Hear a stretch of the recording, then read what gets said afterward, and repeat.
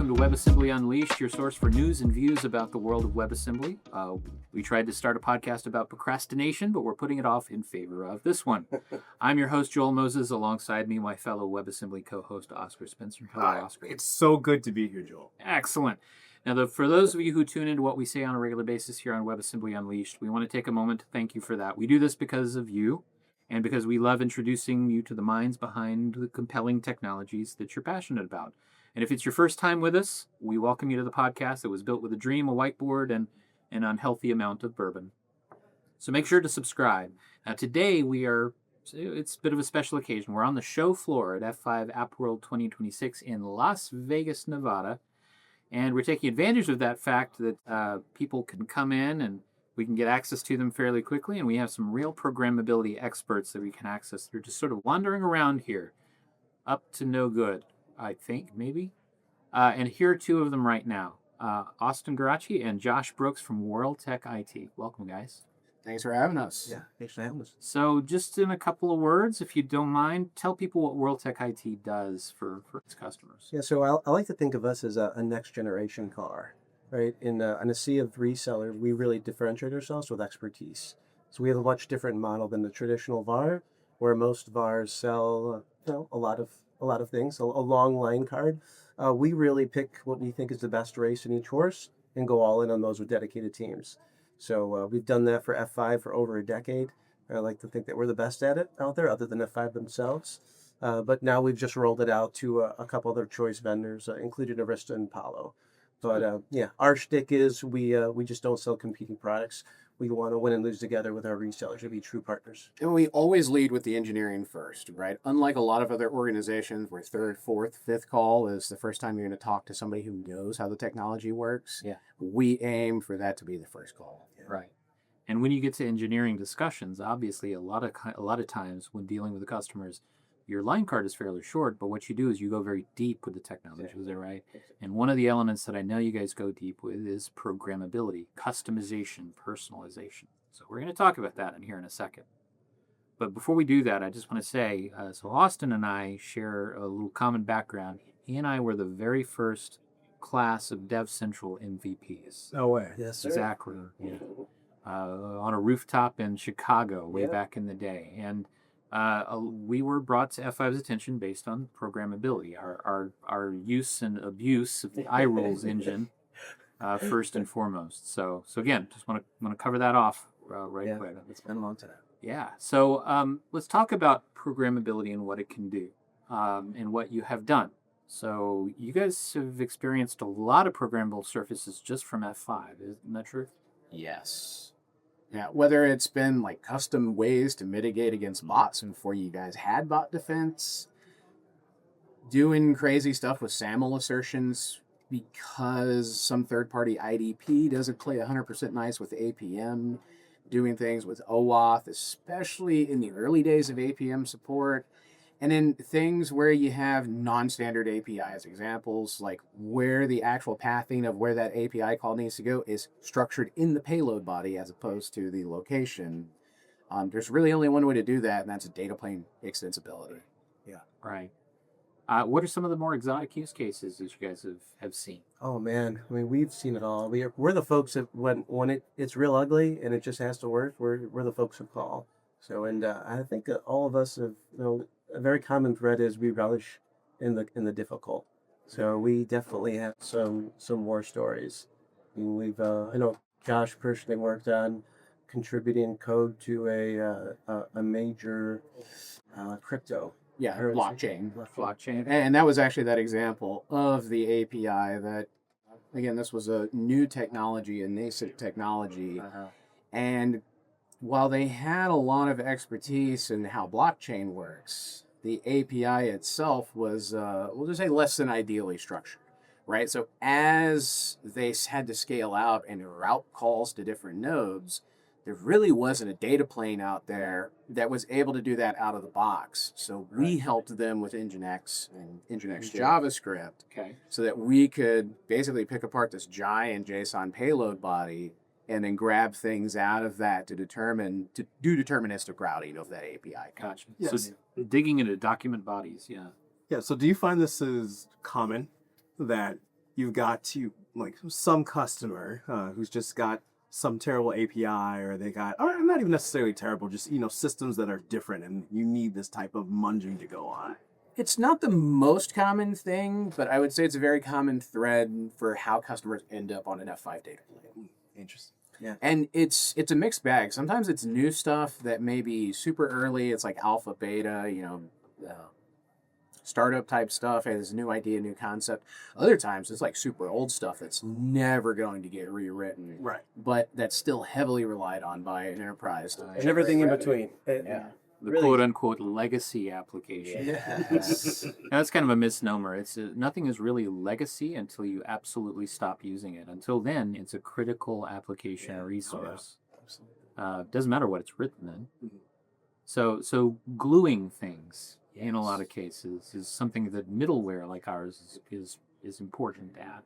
Now, how often do you see people recognizing the need for programmability directly, or how often do you have to lead them there? Yeah. I would say that's a bit of an 80-20, with that 80 being we need to lead them there, and that 20% knowing, hey, we need some sort of data plane programmability to make this happen. Right. Yeah. Big IP's always been the Swiss Army knife for network traffic, and I'm really excited to see F5 getting back to its roots there, with programmability being accessible by just about everybody now. Having that data plane that can be programmatically controlled is really important, right? I think the common theme with a lot of Gen AI is what's old is new again. And a lot of people are realizing a lot of topics are cyclical, and this is just F5 cyclical time to come back roaring with programmability. So I want to hear more. I want to hear, what are some of the craziest iRules that you've ever written? I mean, I have an answer. diving into data packets, I have an answer. things we shouldn't do, but we have to. The funniest iRule I ever wrote was something that inserts into HTTP headers random quotes from Futurama. Why? Why? No purpose. Okay. No reason. Fun. All right. The lulls. Fun to Yeah. reason. Yeah. You would build Easter eggs, and things like, the hangman game being accessible, I would say most of my nastiest ones were things like manipulating LDAP as it flowed through the big IP to like replace a SAM account name or rewrite an SPN.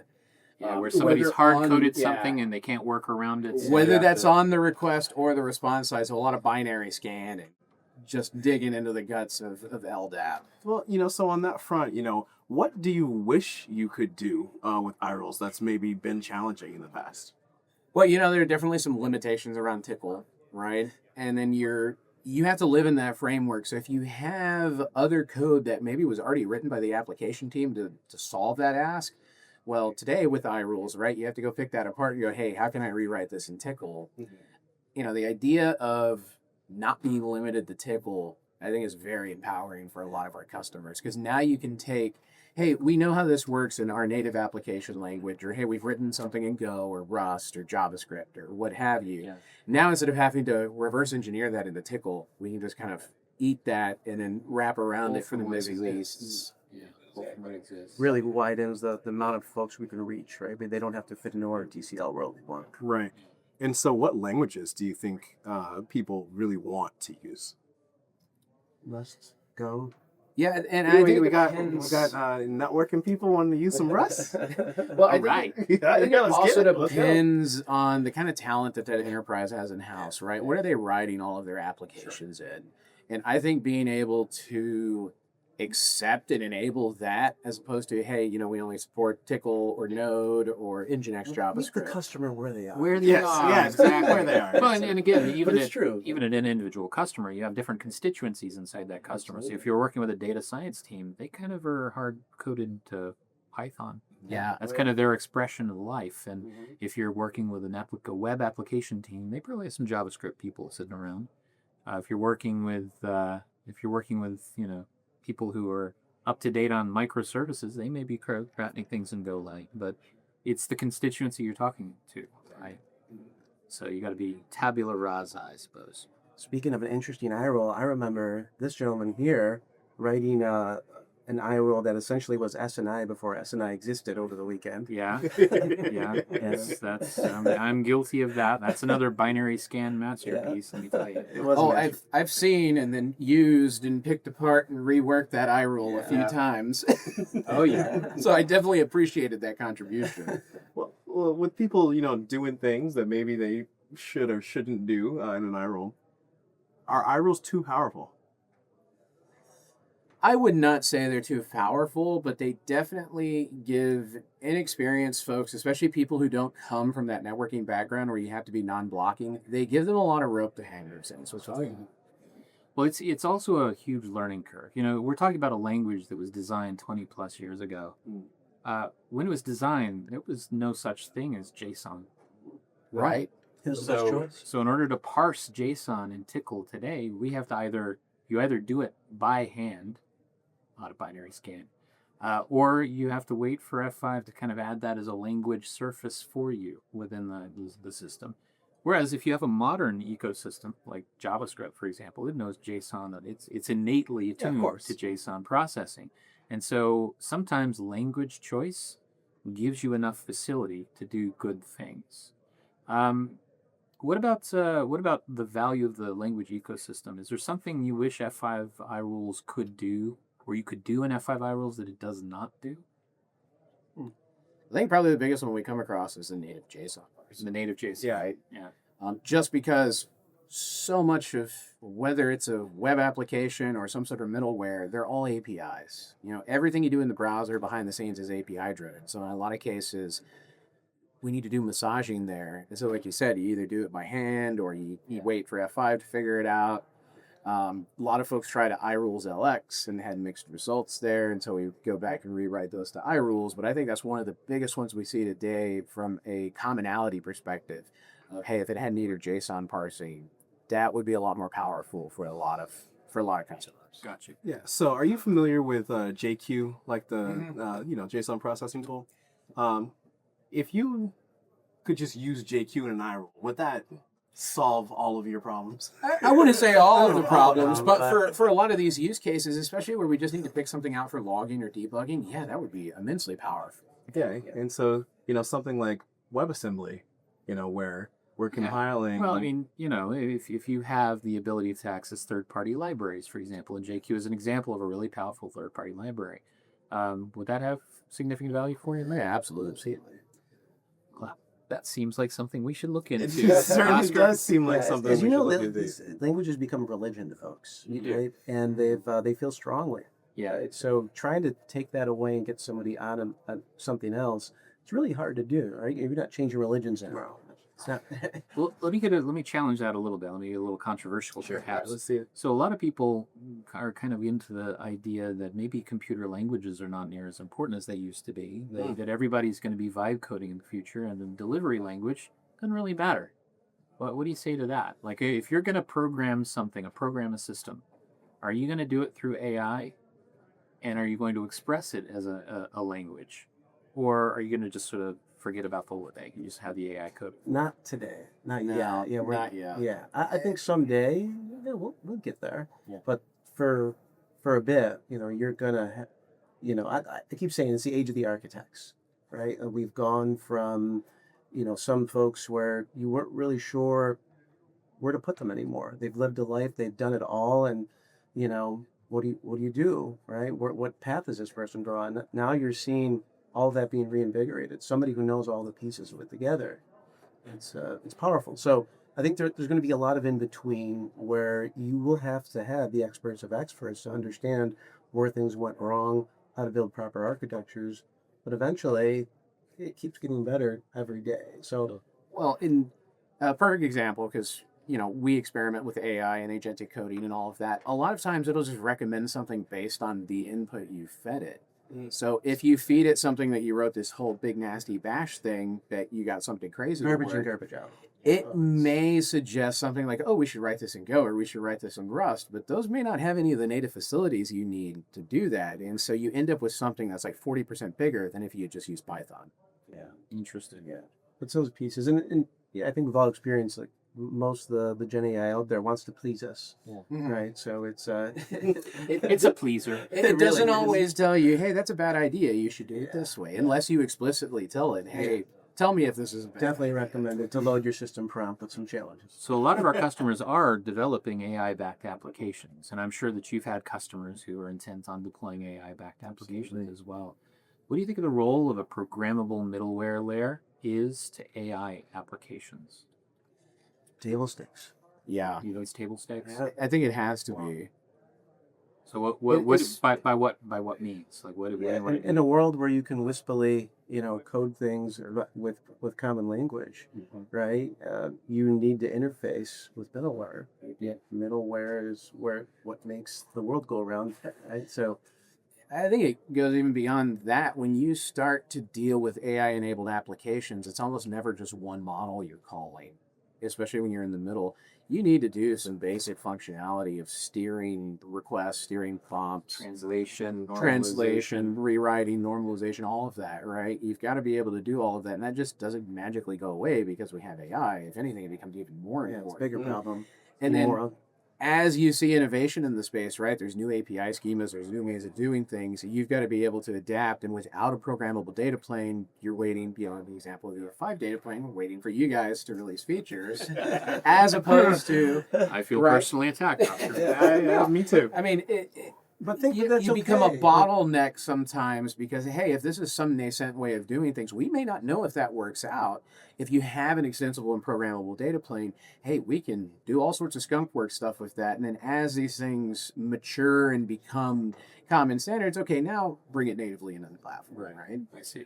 Yeah, I always think about when F5 was pushing the story that ridiculously easy, and I would say ridiculously easy, when it should be, but ridiculously flexible when it has to. I like Right. that. That's a good way to put it. And that's really where F5 was born, right? We didn't have every single feature known to man, but we had iRules. iRules, so we could build any feature we needed. And then if it got popular enough, F5 said, "Great, we'll compile this into a feature." But we've lost a little bit of that luster, I feel, in the past years with programmability. So seeing it come back and you guys embracing Wasm, it's exactly what we need anytime in this project. It's fantastic. Yes, great to hear. I mean, as someone working on someone working on that, it's WebAssembly at F5. And the ability to come with whatever language because a lot of people that are new to the industry, right? You get the young engineers, they've never seen or written in Tickle, and they're like, what is this? Oh, yes. You may be lucky enough to have them have done a little bit of Java, like in high school or college in a class, and you can help them. It's kind of like Java a little bit. We had But an it's- intern. This is how I knew I was old. We had an intern last year who took a look at an iRule, and he said, "This is like a proto language." It's like, okay. I was going to stop him and say, no. Then I realized, actually, it's kind of a proto language. Like it's a predecessor language to lots of different things. I mean, you see influences of Tickle and Perl and all that. I mean, we've been through multiple iterations of languages where contributing languages you're 5 steps removed from, right? But again, colleges aren't churning out Tickle graduates. They sure aren't. Yeah. I'm gonna go talk to some professors. Yeah, no kidding. At that conference, that DevCentral, the first inaugural DevCentral MVP, the founders of iRules were there, the fellows who, and I remember, our group going up and we asked them, number one, why TCL, and what would you use today if you could? Mm-hmm. And his answer was very apparent. That's all we had. What would you use today if you could? JavaScript, of course. It's Well, at that time. at that time. I got to remember that was Prior to ago, 15 Golang, years prior ago. to Rust, These things migrate at a fast clip in this particular industry. Well, that's all the time we have for today, unfortunately. Thanks for having us. Thanks to Austin, Josh, Oscar for the time discussion.